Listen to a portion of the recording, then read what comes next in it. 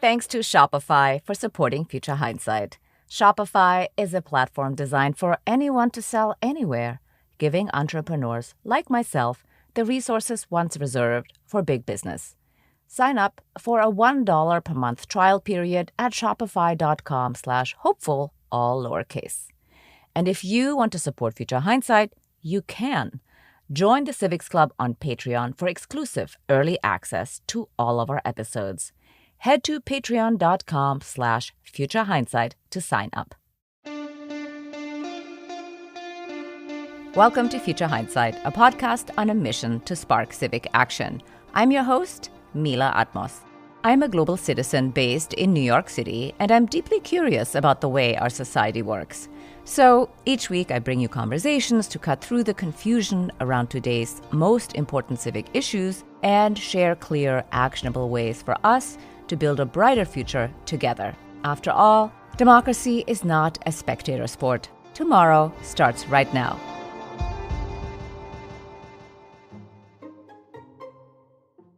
The president promised on the campaign trail to obliterate government as we know it, and it's fair to say that he delivered. Although much of the work of government seemed illegible, and we weren't always aware of how it delivered, we now better understand the importance of government in our everyday lives. Today's episode is a conversation with Nancy Rosenblum. She's the Senator Joseph Clark Professor of Ethics in Politics and Government Emerita at Harvard University and co-author of Ungoverning, The Attack on the Administrative State and the Politics of Chaos. I spoke with Nancy in the winter before the current president was inaugurated, and we're resharing it now because it predicted everything so well and also shed light on the president's motivations. Welcome back, Nancy. Thank you for joining us again. Good to be with you.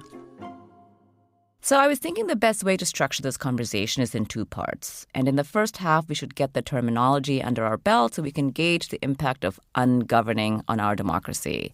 So let's set the stage on what good governance is. I mentioned in the intro that governing is illegible. What's an example of government in action that everyone can recognize and agree that government is good? It's there to solve problems. Well, I'm talking here about public administration, and that is government in action in a way that most people don't understand it. So let me pinpoint it if I can. School children in the United States learn about the legislature, the presidency, the court system, especially the Supreme Court. No one learns about public administration or the administrative state. And yet, those are the departments and agencies in the federal government and also in the states that do all of the business of shaping and implementing and enforcing and adjudicating public policies of every kind. Every law and regulation, every benefit, every burden, the day-to-day and the emergencies is all carried on in the departments and agencies with the thousands of men and women who do this, who collect taxes and take photographs for the National Park Service and translate languages and collect intelligence for the State Department and register voters. So that's public administration, and you cannot have good government in some more holistic sense without a functioning public administration. So public administration is essential in bringing public policy to life and making sure that government is delivering what we think we voted for anyway. So let's turn to the subject of your book, which is titled Ungoverning, The Attack on the Administrative State and the Politics of Chaos. What is ungoverning? This is definitely not a familiar term for most of us, right? But it's clearly the antithesis of good public administration. But tell us, how do you define it? It's the antithesis of governing. Ungoverning is the intentional destruction of the capacity of government. It's the intentional vandalization of the machinery of government, and it's unprecedented. And it's so unfamiliar that we give it this unfamiliar name. And it directs our attention on governing to this concrete ground where the actual business of government is carried on through the departments and agencies and with the public servants, the civil servants who work in them. And this attack on the capacity of democratic government that we call ungoverning was announced years ago, remember, by that agent of chaos, Steve Bannon, who promised the deconstruction of the administrative state. I want to bring it all crashing down. What does that mean? It means three things, I think. It means out with experienced, knowledgeable personnel. You get rid of, you fire, you circumvent, you hamstring the people with experience and knowledge to make government run. And you also shrug off all of the constraints of the regular processes of government, the rules, the consultation, even data collection. And you do this in a particular way that we've seen here in the United States in spades, and that is you point incessantly to a conspiracy, a cabal of enemies of the people in every corner of the machinery of government, which is why Trump declared, "I will totally obliterate the deep state." And this deep state is the foundational untruth, the foundational mystic lie that allows ungoverning to extend everywhere. There's no place it can't go. Yeah, thank you for connecting the dots for us there, because ungoverning is really distinct, not at all similar to reforming government, which we often think of in terms of being more efficient and transparent, keeping up with changing conditions on the ground or, mitigating unintended consequences. Ungoverning is arbitrary and, in your own words, it's nihilistic. And as we've seen from some of the cabinet nominations so far, like Kash Patel for the head of the FBI or Pete Hegseth for the Department of Defense, both of which are huge administrations with millions in their department's ranks, they really promise to wreak real havoc. And I think many of us are scared about this prospect, but since we are a pro-democracy podcast, what I want to know is, why is this destruction of the administrative state, or in their words, the deep state, an assault on democracy? Let me answer you in two steps. First, to distinguish, as you began to do, Mila, between ungoverning, the deconstruction of government, to any kind of reform of government. I want to contrast it with the traditional conservative desire for limited government. We want to roll back some of the things that government does. We want to roll back health care, or we want to roll back Social Security, or we want to roll back regulations, and so on and so forth. So now conservatism and the notion of small government is anathema to most of us who care about progressive government that does a lot for its people. But nonetheless, it's not ungovernment. It's not vandalizing. It's not trying to do away with the departments and the offices and the civil servants who do whatever governing the legislature and the president wants them to do. So I want to make clear that this is not about reforming public administration. It's not about limiting it. It's about vandalizing it, deconstructing it. And why is it an assault on democracy? You've asked me that twice now. And yes. I know. Because I feel like, we understand. I think we viscerally have a good idea of what it means to deconstruct a state. I think a lot of people are really scared and a lot of people are really celebrating it. But I think the connection to democracy is often missing. It's difficult to understand why that's dangerous. So let me address that directly.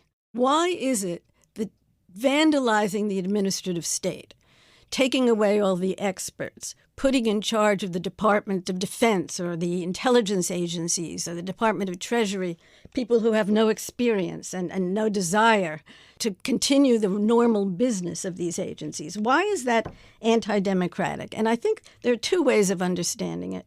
One is that in democracy, the people who governed according to the constraints of the office that they occupy.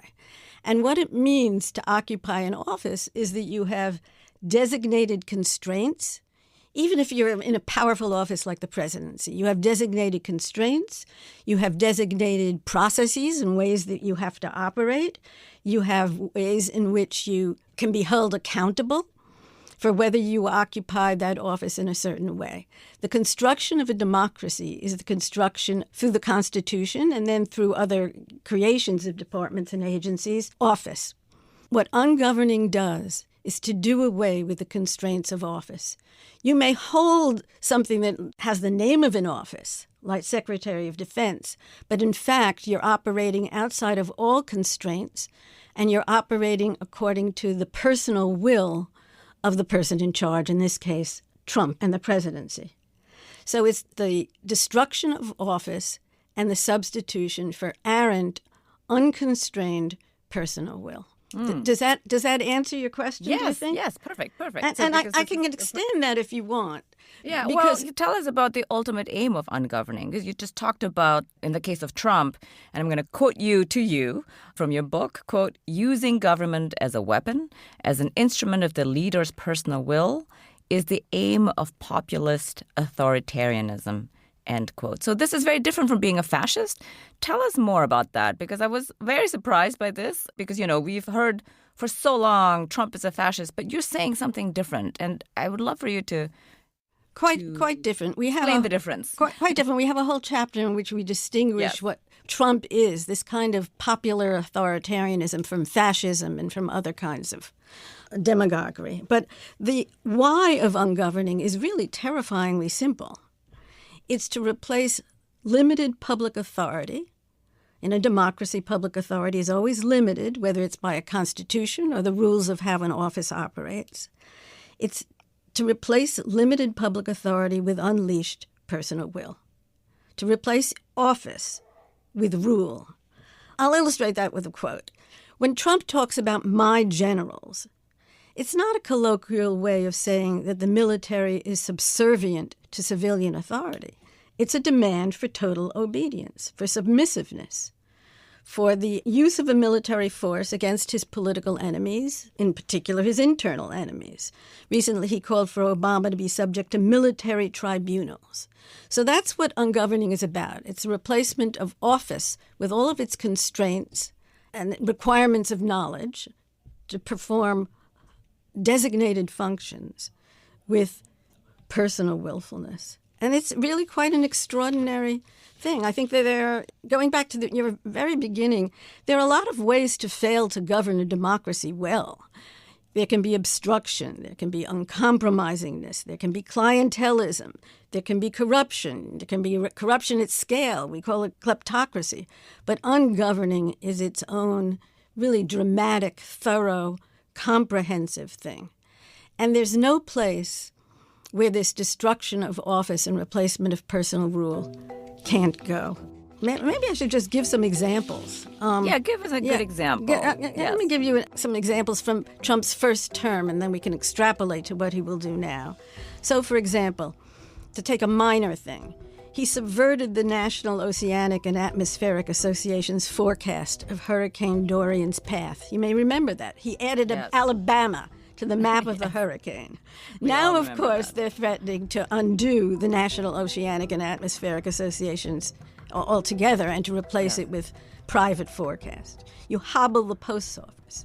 You circumvent and blindside the State Department during meetings with hostile foreign leaders. Do you remember when Trump visited North Korea and said that North Korea is no longer a nuclear threat? There was nobody there to take notes, nobody there to know what happened at the meeting at all, and so on. So it's the personalization of government, and it results in ungoverning. And then the question becomes, and we're seeing this right now, what Trump's will is, and what are the problems he may have implementing his will, including from those like the Project 2025 people that they pretend to be an alliance. Right. Well, I want to talk about what's going to happen or what we think is going to happen next. But before we go there, I want to talk about the appeal of ungoverning, because personally I find it very confusing, but many voters obviously thought that was the solution, this nihilistic approach to government. People complained, or let's say in the post-defeat debates, there are lots of references to a failure of the Democratic president to deliver, but actually what's coming will surely be fewer deliverables for everyday people. And you describe MAGA as a reactionary counterculture movement. And, you know, it's been years in the making. How did this movement get us here to this point where people are demanding ungoverning? Great question. Let me just begin by saying that not everyone who voted for Trump in this last election is MAGA or is interested in deconstructing government. They don't even know about it, right? Many of these voters were just discontent with what they had and saw this as some sort of alternative, tossing of the dice. But for many of them, of course, maybe a half, we don't know how to measure it, this really was an attraction to bringing it all crashing down. And the question is, why? One kind of answer is that radical movements from the left or from the right tend to be apocalyptic movements, by which I mean they want change right now. I grew up in the 1960s and early 1970s on the left, and it was true then. We wanted free love right now, right? We wanted our communes right now. We wanted the end to the Vietnam War right now, and we were going to go to the streets and demand it. And this is true of powerful movements. They want what they want right now. They're apocalyptic. And you can address that desire, as Trump successfully did, by saying, I can give it to you right now, right? I can bring all of these things that obstruct you and that you don't like crashing down. Mm-hmm. So I think we have to understand this as sort of somewhat ingrained in radical social movements that can be exacerbated by a leader that can promise it right now. Mm-hmm. So there's a tension, though, in delivering something right now, because he's proposing some public policies that are deemed to be very popular. For example, mass deportation. Of course, something like mass deportation, in fact, requires a massive administrative state. You cannot find, round up, deport 12 million people without the help of public administration. Like, he cannot wander the streets by himself and do it, right? So from the experience with zero tolerance in the first term, what do you expect to happen this time? Well, we don't know, but I can say this. Zero tolerance, which was the separation of families at the border in an attempt to deter immigration, and your listeners may remember it. It was not so long ago, and it was in the news all the time. It was devastating because they separated families. Steve Miller did this policy, and he's once again at the forefront of this deportation promise. Steve Miller organized it in a way that he had no experience. He didn't consult the agencies that had some experience with deportation or that had some experience with dealing with children, especially infants. They kept no information. They kept no data. The thing was such a mess, they had to end it. And this was only a few thousand people, not 11 million. Right. And it had devastating consequences in the sense that about 1,000 of those children have never been reunited with their parents. So it was in every way cruel. But from my point of view, what was fascinating about it was that the attempt to implement a policy without public administration, right? Without people who had experience, without processes and rules and data keeping and a sense of the cost and how it would operate. So they're probably better organized now, but I do think that this massive deportation claim is impossible, and impossible even in the long run, let alone in the short run. And I have a couple of things to say about it. One is, go ahead. One is that it may be that it turns out to be just performative. Mm-hmm. There's a lot of that. Right. Performative. Right. Yeah. And sometimes Trump would sign a bill that turned out not to be a bill but a piece of paper. There was no bill at all. A press release, as you mentioned. Exactly. But this is more serious. I mean, people's lives will be discommoded or worse. I don't want to minimize this in any way. But it will, it would be a small selection of people, maybe criminals from jail, something that was manageable and that could get a lot of press. Mm-hmm. Even if that's true, and here's what I think is the saddest and most terrifying part of it.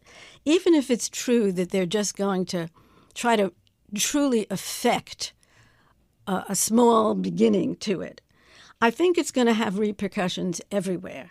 I think that they have, in announcing it, and they're going to announce it more and more, mobilized right-wingers, mobilized their MAGA people to go after immigrants, whether they're undocumented or not. And he's done this before in other areas, around elections, for example. He has mobilized what amounts to a private army of vigilantes going after people. And, we can read that people are terrified already and that they are already being harassed. And you're in New York. You must remember after 9/11, New York City in particular had this slogan that was advertised everywhere in the subways and in the train stations: if you see something, say something. Oh, yes, I remember. And there's been studies of what happened when you invite people, right, to cooperate in turning in their neighbors. Mm-hmm. And that's what happened. People did it because they were just wary of their neighbors, but above all, people did it out of malice, right? They figured that they could get their detested neighbor, immigrant, or just the wrong race or whatever, in terrible trouble. And I think that that's what's going on here. It's already begun, and I think we're going to see it on scale. Terrorizing immigrants, documented or not, and having intimidation and threats and turning people in by these self-styled vigilantes. Because Trump has, from the very beginning, when I talk about ungoverning, the defining characteristic of government is that it has a monopoly of legitimate violence.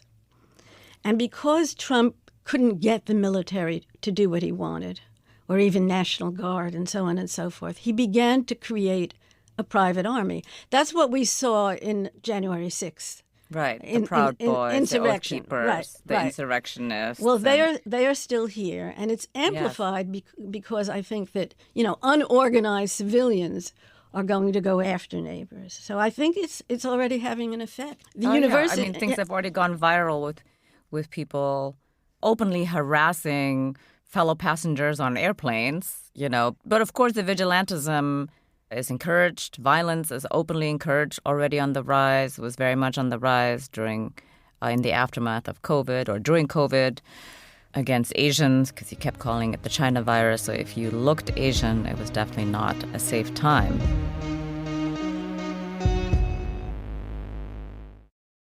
We'll be back with Nancy in just a moment, so stay with us. You will love this episode's Civic Spark, one small step we can all take to be more empowered and ignite collective change. But first, I've been thinking a lot about the early days of Future Hindsight. It was exciting and inspiring, but it was also quite hard. But that's the case whenever you start out on a new journey, isn't it? It feels like you have to figure everything out all on your own. For the podcast, that meant finding guests, recording and editing the episodes, pesky social media keep-up. The list kept going.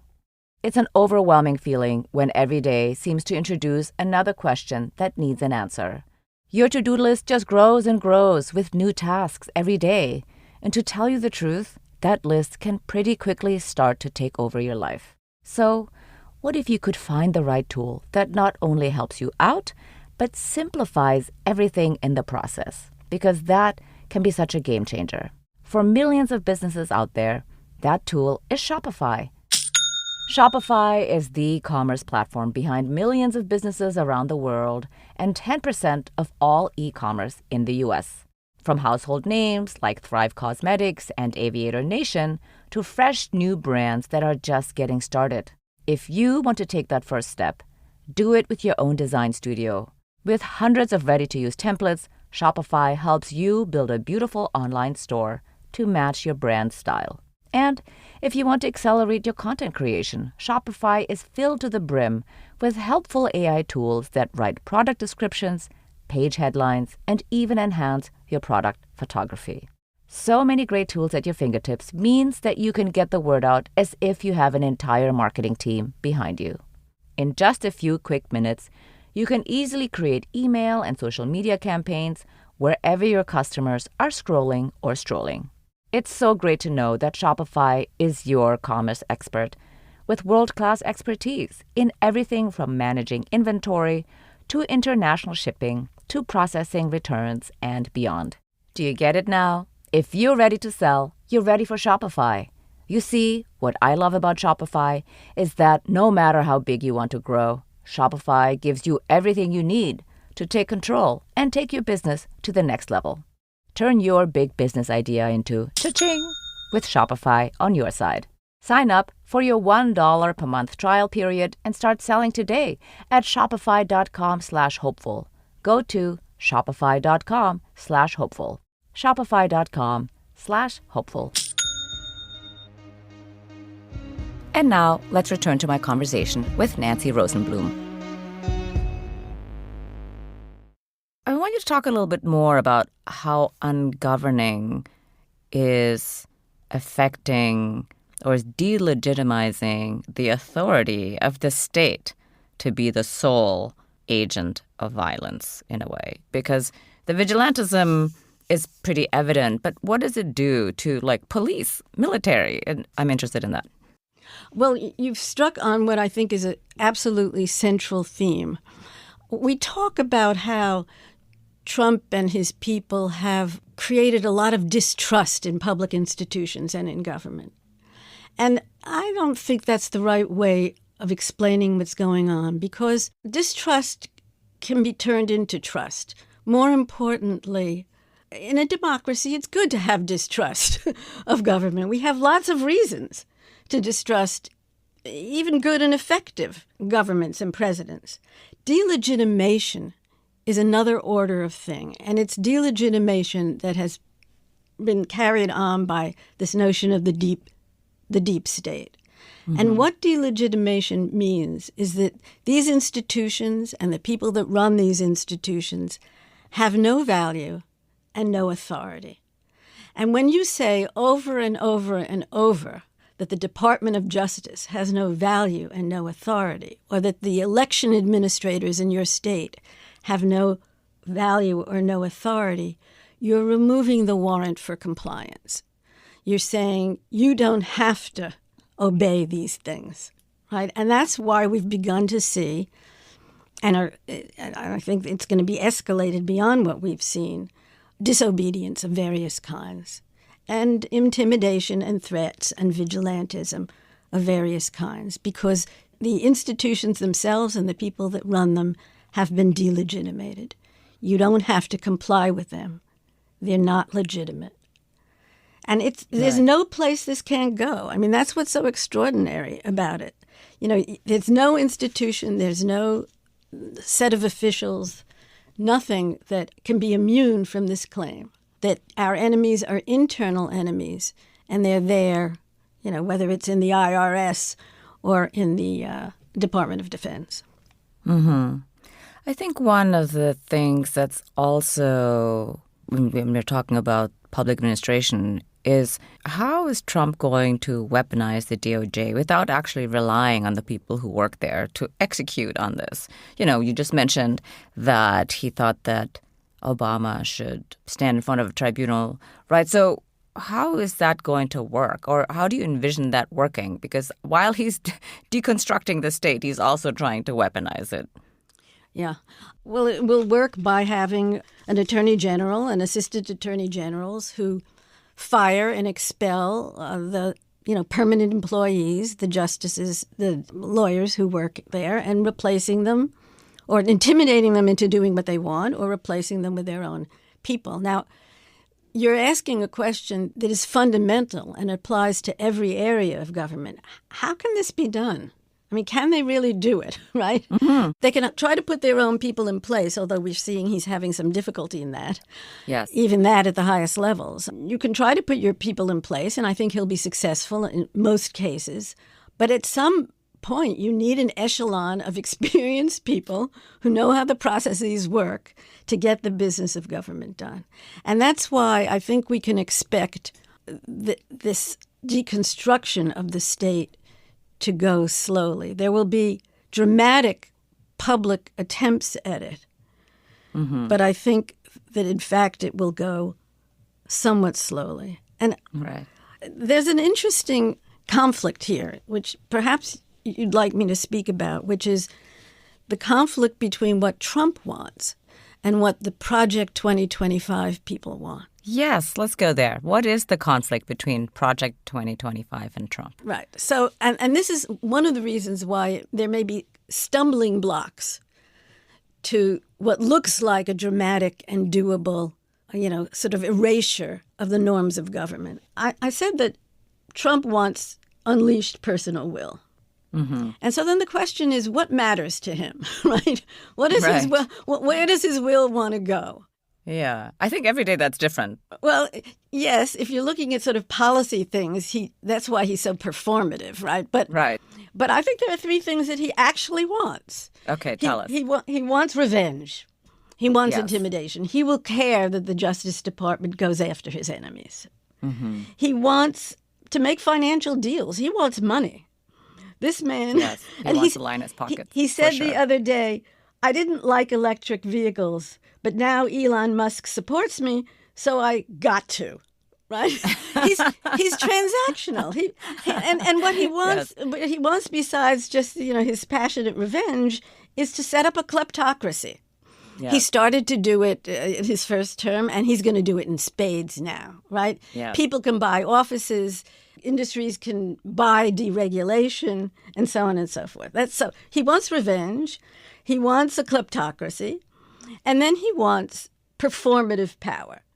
That is, Trump wants to appear as authoritative on the national and the international stage, right? And that's why he will have meetings with leaders in which nothing happens. And actually, you don't need notes. Right. You don't need note takers. Well, you may need notes, but I take your point, right? Or phony signing ceremonies, or enormous claims about deportation on day one, and why some people have said he's forming a cabinet made of Fox interviewers because they're popular and they look good and they're known. So he wants exhibitions of unleashed authority. He wants kleptocracy, and he wants revenge. And this, as you say, makes him very erratic, and it gives him not so much interest in policy. Mm-hmm. Right? Yes. So, and it's unclear what policies he will support, what policies he will let other people do just because maybe there's money in it for him, or because why not? He's not interested. He wants to play golf. And that's where, and we wrote an op-ed in the Boston Globe recently about this, that's where there's a potential conflict coming between him and the Project 2025 people, like his Vice President Vance and others. They're ideological. Trump is not ideological. He wants these things. He wants revenge. He wants money. Right, and then he wants to play golf. Right, and he wants exhibitions of power, and then he wants to, play golf. These people are virulently ideological. They are about reforming and reorienting government for a program, and it's a Christian nationalist program. It's combined with racism and misogyny, as we know, and it's a program for deregulation. But so talk about that. The people who are ideological, how does ungoverning work for them? Because you talk at length in the book about how ungoverning has become a Republican brand, and it's really here to stay for now. Even though, Trump is not going to live forever, right? Trumpism in some form will endure. But this idea of ungoverning as a platform, how does that work with wanting to execute Project 2025 and installing or, reinstalling, although it never quite was, a Christian nationalist state? Right. You could say, of course, that Project 2025 is not just an ideology. It is a program for government.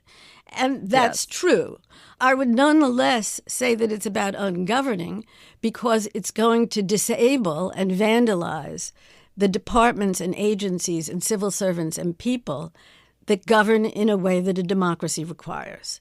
Maybe that's where you're getting up at the very beginning. That offers health care, that offers public services, that runs a foreign policy, right, that keeps the nation safe as opposed to putting in people who don't know anything about the military or intelligence. But I'm going to disagree with something you just said here. Okay. The key to Trump is the desire for personal power. Project 2025 really is a program that reaches into the future beyond Trump, or wants to, right? It assumes that political power is about serving actual goals. They're cultural goals in this case, and certain deregulatory goals. But however objectionable these goals are, they're meant to go beyond and outlast one person. And it sees the Trump presidency itself as in the service to a future without Trump, without Trump at the helm of a government and party, and that's something he can't bear. So I'm going to be on the lookout for quite public conflicts between the areas in which Trump's going to give Project 2025 its head, if any, and his turning against it. You know, he's already talked about having another term beyond this one. Right. I mean, he has already talked about canceling elections. Like, this is the last time you'll have to vote. He didn't, I think, actually say he's going to cancel elections. But so, yes, the intention is not to run again. I think on the cultural front, he may give Project 2025 its head on the cultural front, meaning, you know, ways in which they fight against civil rights or women's health or wanting Christian schools and prayer in schools and so on and so forth. He may give them their head on cultural issues, but I don't think on other things for the reasons I've just described. Yeah, so I'm on the lookout for conflict rather than alliance. Right. Yeah, you know, I had a conversation with my son about Mitch McConnell, and we were talking about what a power player he is. And he quipped, well, even though Mitch McConnell is no progressive, he is not into ungoverning. And so maybe, of all people, he could be a buffer to the wholesale destruction, if it's even possible. Well, that's a good conversation to have, and we don't know. I mean, we don't know. In the past, people have looked to Mitch McConnell during the impeachment hearings. Yes. We had looked for him for institutional leadership. And it's been said that he's an institutionalist and he cares about the Senate, and he has failed in the past. But it may be that he won't fail now, and that he will come to the fore now. He has given up of his formal leadership position. Yes. And that gives him more leeway to do things. It's going to be a very important thing over the next 6 weeks or 8 weeks to see whether the Senate stands up to some of these appointments. And not just to one or two of them, but to many of them. And what McConnell does. Well, I think he tanked Rick Scott's bid for being Senate Majority Leader, which, you know, and Rick Scott was the preferred candidate by Trump. So he clearly has some influence. Well, there's a basic democratic issue here, which is whether the institutions, not the public administration right now, but Congress and the president and the courts, whether there'll be any equilibrium as there's supposed to be amongst them. I think we saw the Congress and the Senate cave during Trump's first term very clearly. Yeah. And it may be that the Senate will stand up for itself now. You know, I don't know. They have very small majorities in both houses. And well, talk to me about what that would look like. What's the necessary work so that these institutions can not only survive, but thrive as a necessary pillar for democracy? Yeah, that's a great question. Well, the two houses have different critical offices to perform, right? And some of them, obviously, they have to do together. But in the Senate's case, they have to be concerned about national security. They were always supposed to be able to declare war and circumscribe war. They've given up all kinds of authority that they once have. But they still have things that they can do, right? When it comes to foreign policy and national defense and so on. And we'll see whether the Senate interferes at all in Trump's shenanigans in that regard. They also have judicial appointments, and there we can expect nothing but the worst, unless their majority shifts. The Congress is more likely to either exercise or fail to exercise its unique authority and requirement in the next year, really, or less than a year, because it's the one that takes care of the budget, that has to give money out, right? And that has to say we're gonna raise taxes or lower taxes. We're going to make sure we have enough to pay our debts and so on and so forth. And so we'll see whether one or both of these institutions completely cave and allow Trump to drive us off track, both financially and in the national security arena. Right. We'll see. I think since we've experienced the first term, I think people. I mean, I'm hoping that people will be different this time. But no, I think not. I don't think. Yes, I don't think we can expect very much except from, from Democratic forces in the Congress and some in the Senate. Yeah. But, I want to say that there's a lot that can be done and where I would look hopefully. So maybe we should talk about the hopefulness a little bit. Actually, I have one question before the hopefulness question. Okay. and that's about the Supreme Court. I think this conversation would not be complete about talking about we love to look at the Supreme Court as a guardrail against constitutional attacks, but actually the current Supreme Court is in on it to obstruct the administrative state, for example, in overturning the Chevron doctrine and then grabbing power for itself. But in terms of helping a president and destroying public administration, I thought your chapter on courts and constitutional attacks really helped me better understand the theory behind the unitary executive. And now, to me, the immunity decision to crown presidents as near-untouchable kings makes more sense. But where does that leave us today as ordinary citizens? Well, I don't know that those decisions affect ordinary citizens directly in any way, the way the overturning Roe did, for example. But except it gives the president the power to do whatever he wants. And that's right. I mean, you're pointing to the two important areas that are going to have ramifications dramatically starting, this year. One is this immunity decision, which means that he can do anything. He can commit any crime. He can undo any department. He can deconstruct the administrative state. And there is no way of stopping him or indicting him even after the fact. And people have talked about this endlessly, what this immunity decision does and how it makes no sense in our system of government. But it was not a surprise. Well, let me say this. We are so wary now of this court, which is not just a conservative court. It's a court that's gone over into the camp of an unleashed executive. Mm-hmm. It's also done something else, and you raised the Chevron decision.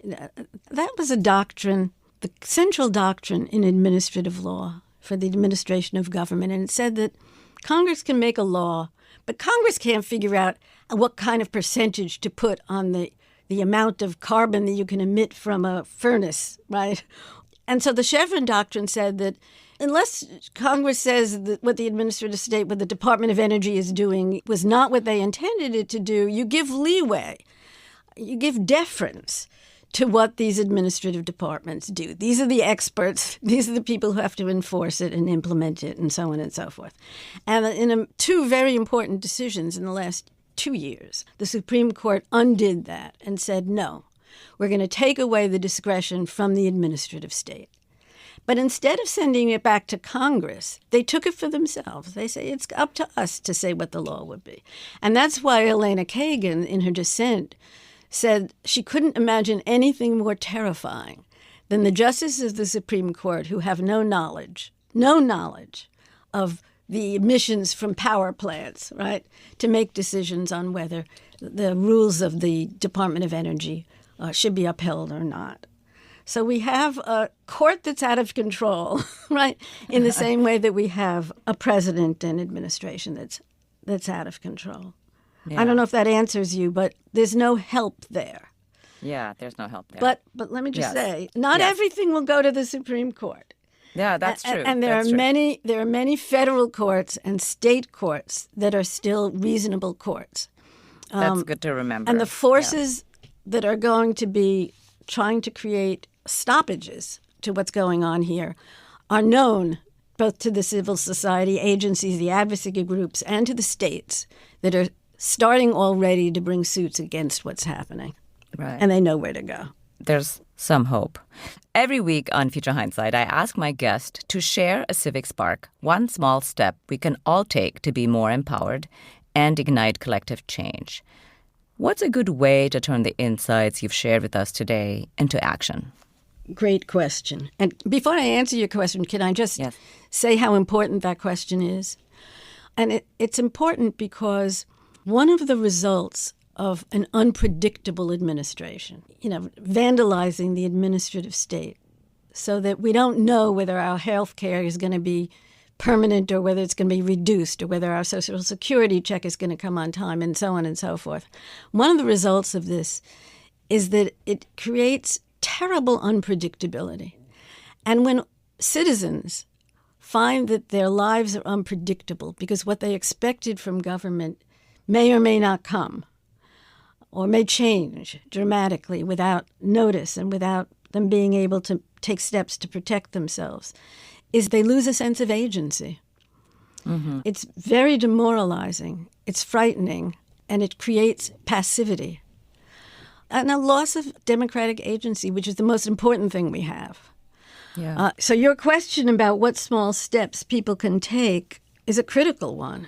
And I would say two things, I guess. Yes. One is that we have often in the past have demonstrations, right? Mm-hmm. Massive protests and demonstrations. And they're not to be belittled.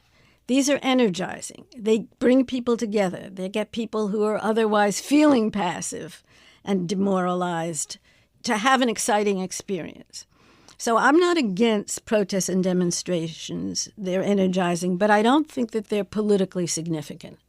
Okay. So I think the important steps that people can take are local and in their states. The biggest bulwark against what's happening with Trump and the federal government now is in the states, in state governments and compacts among the states. And they're going to do things like litigate, and they're going to create havens for people who have to flee to blue states from red states. Right. And they know a lot about how the courts work and the judges work. But I think the most important thing that people can do is to vote in state and local elections. The composition of state legislatures and of school boards and of zoning boards and so on is absolutely critical and is going to be more important than ever now, because that's where people are going to find their safety and their regularity and ultimately perhaps, a national objection to Trump and what's happening. And, people can do that. People can go to their town meeting. People can vote for who sits on their school board or their public health department and so on. And, it does require effort, but it's an effort around home, right? We agree. We should get engaged locally. We say this all the time on the podcast. It's absolutely true. There's no question about it. And it's more true now that, this is the old Tocqueville argument about what makes America a democracy, is the levels of government and the local involvement. But I say it now not only because, that's your way in to having some agency, but also because at this point, those are the saving institutions. That's what's going to save us. Yeah, it is. It is. So last question. Looking into the future, what makes you hopeful?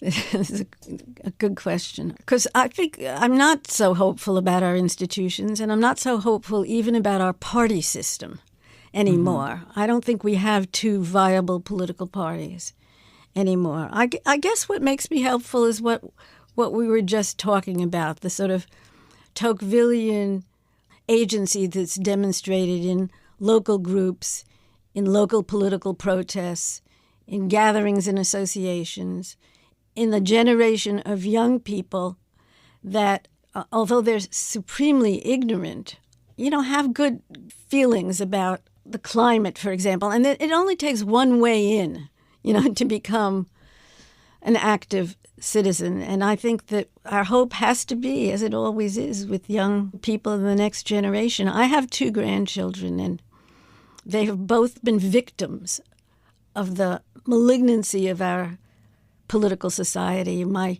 grandson, in his high school, there were 3 school shootings, and a friend of his was killed. Oh, I'm sorry. And my granddaughter is trans and has been affected by the politics against young people like her. And the question is whether these people and so many others like them are going to rise above it and become politically active or not.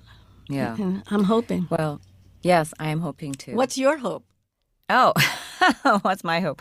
I hope the same as you. Well, I hope, I have this podcast to spark civic action. So I hope that people will be sparked into action, in these coming years. Thank you so much, Nancy, for joining us on Future Hindsight. It was really a pleasure to have you on the show. Pleasure to be with you, Mila. Nancy Rosenblum is the Senator Joseph Clark Professor of Ethics in Politics and Government Emerita at Harvard University and the co-author of Ungoverning, The Attack on the Administrative State and the Politics of Chaos. Remember, civic action doesn't have to be complicated. It's about small steps that spark progress, like sharing this episode with a friend. So let's recap this week's Civic Spark and fire up our collective power. An unpredictable democracy is frightening. We know this to be true. But pushing on through fear is necessary if we want to move forward as citizens with power, together. Don't let unpredictability strip you of your agency. The quickest way to grab your power back is to vote local, vote in state and county elections, go to town meetings, get engaged with your school board. So I'll say this now for the third episode in a row, get busy on the local level.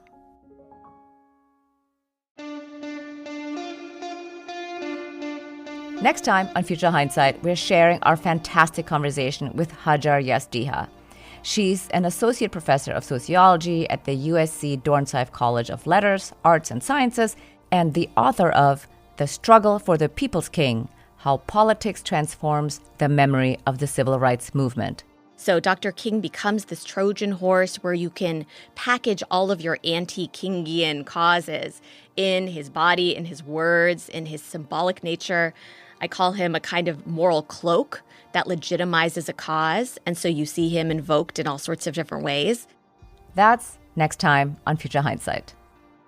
Now, be sure to follow us on your podcast app so you'll never miss an episode. We're here to build your civic action toolkit every week, so follow Future Hindsight now, and we'll come right to you. And if you want to support Future Hindsight and all the work we do as an independent, pro-democracy podcast, join the Civics Club on Patreon. Head to patreon.com/futurehindsight now to join. Thanks for tuning in, and until next time, see clearly, act boldly, and spark the change you want to see. This episode was produced by Zach Travis and me.